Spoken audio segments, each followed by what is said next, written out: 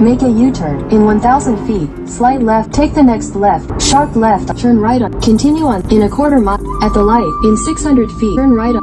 You have reached your destination.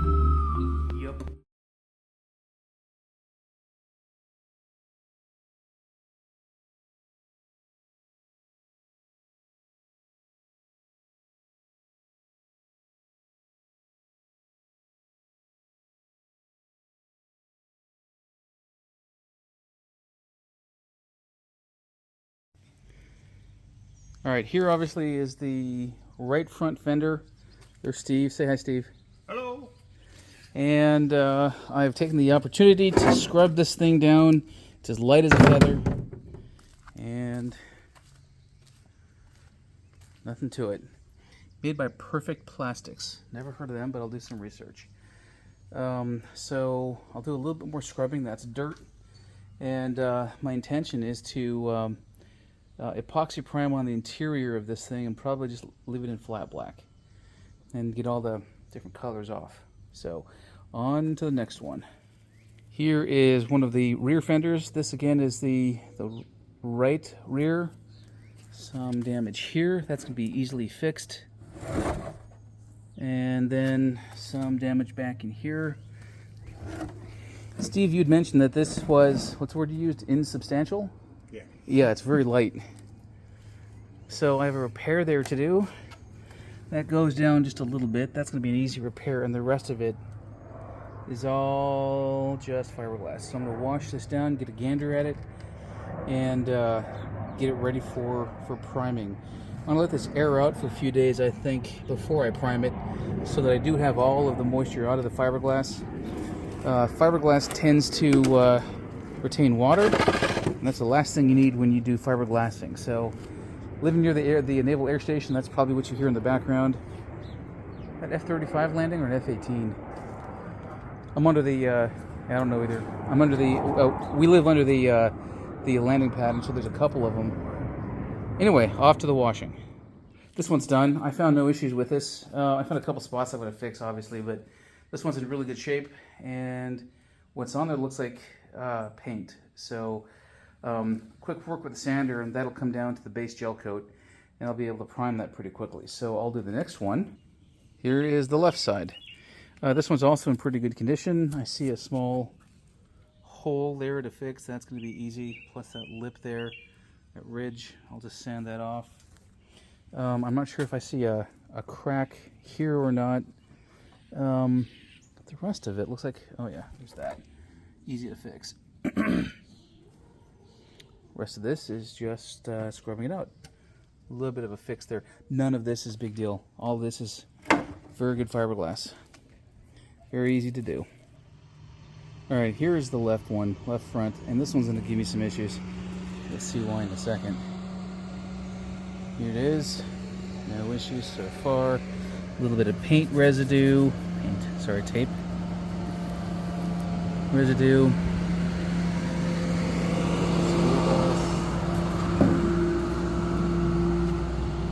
Now, draw your eagle eye to the issue.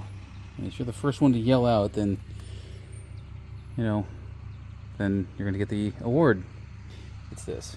The entire piece is missing. So I have to fabricate that. Won't be hard, but god damn it. Anyway, this one also is a Perfect Plastics, as you can see. I might as well, since it's already turned over. Here's one hand. I might as well turn it over and get going. And yeah, I think after I'm done with this, I'm gonna stop for the night. No, I'm not gonna stop for the night.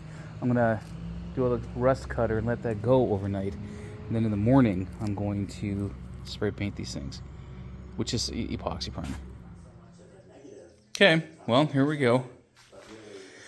I've started. So using the spray cans of epoxy primer that I bought, I've done the hard to reach spots and all of the under, I gotta get on my back and do it spots, right? Minus the roof here. But I have quite a bit of work done. I got in there, got in there. It's still drying. I need to vacuum that off. I would have gotten that too, but I missed all that sand. So I'll get all that, and then I'll just get to wiping down this entire old thing and getting it done. Getting her done. Oh yeah, and I line my floor with plastic. It's frankly just so much easier to clean up after myself.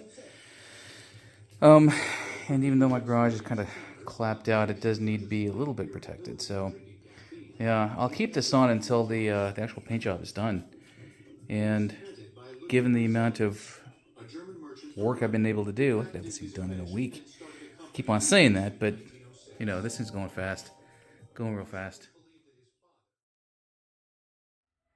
Okay, so don't get too excited. This isn't paint. It's primer, but it's not paint. Ultimate color, I think, is going to be orange, but I'm still undecided. Like a dark orange, like a Viper orange, Dodge Viper orange. You can see that I still have body work to do.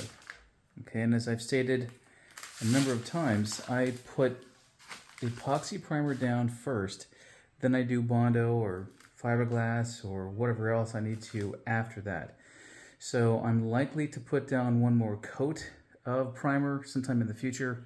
And, you know, I wanted to get this done because I need to put this thing aside and do some rewiring on that old girl, the white one, ahead of some repairs to my daily drivers. So I'm kind of on a time crunch, and it's been asked, why am I pushing myself? I'm not. I just want to get stuff done to a point where I can leave this be. And if for some reason this thing gets wet, I don't know why, it's not going to be a big deal. So, you can see that I've got a good coat everywhere. And, god damn it, fucking dust. Now that'll sand out as I do body work anyway, but god damn it, I guess I opened my garage too soon. Trunk is done, although I see where I missed some of the corners as well. I'll be sure to get those when I redo things. Sides look okay. Sides look okay. Let's look at the back. Back looks okay. I do see a little bit of dust. Fuck me. And pitting. Pitting I can handle. Dust, well, god damn it. That's roof is good to go. Painted, primed rather. And as is the engine bay. I don't know if you can hear me stepping, but the stuff is sticky. And because I'm stupid, I forgot to cover up the body plate, so I'll have to take care of that sometime in the near future. Scuppers are painted, primed. Everything else is painted, primed. Inner cowl is done. By the way, I welded this thing to the intake so you can see. Well, you can't see. Hell yeah. That's how good I am. You can see that's not a hole. That's something else that we'll talk about. I don't know what we'll call it, but we won't call it an oops or a burn through using my welding machine. So I have a weld here. I have a weld here. I have one there and on the same side. So I've done good work on getting this thing kind of evened out. And from the very front, let's take a look.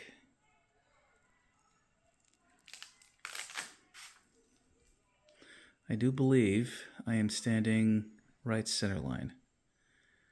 So the proportions look okay. That gutter looks almost okay. I've got a little bit of work to do on it that I've already known about where I join things. And it looks good in terms of the front there. I'm almost reminded of Darth Vader. I'm going to admire myself. You can see that that's what I've been walking around in.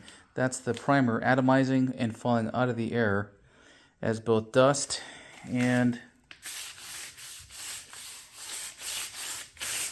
more dust. So let's take a look. Oh yeah. I'll be taking those off and leaving them off outside.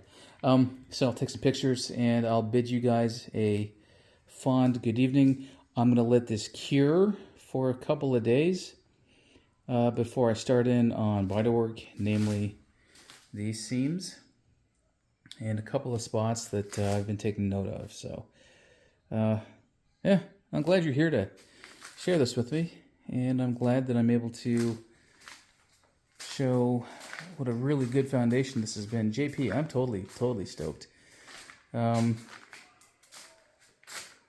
Yeah, well, there we go. I'm done for the night. I almost forgot. I wanted to kind of show you what I was working with here. This is my dump bucket for junk. I've had this thing for probably 8-10 years. And I've got acetone and unused primer and a little tiny bit of this and some primer and base coat and clear coat from others. Here's what I'm using. Epoxy primer coat, which is a 1-to-1 mixture with its catalyst. I use acetone for cleanup. Gets dumped into here. I've cleaned out some of that already. And this is a strainer. Guess you could use this on other stuff too, now that I think of it. But yeah, this is the strainer. This is a throwaway item. I've got a whole mess of those things. And to do a 1-to-1, you can do 1 cup of this and 1 cup of that, or you can use these things that are specially designed for just such an occasion. All right, here's the 1-to-1 mixture. On that first level there, where it says 5, you mix it, or you fill it up with primer or whatever else your 1-to-1 is, and then your secondary part is that next one. There are some paints that have 2-to-1-to-1, 2 paint, 1 reducer, 1 hardener, and on and on. So the different kinds of things that take different kinds of mixtures, you do it with these cups. I've been using that sucker for about 30 pounds in, and I'll clean this up, put her away, and call it a day.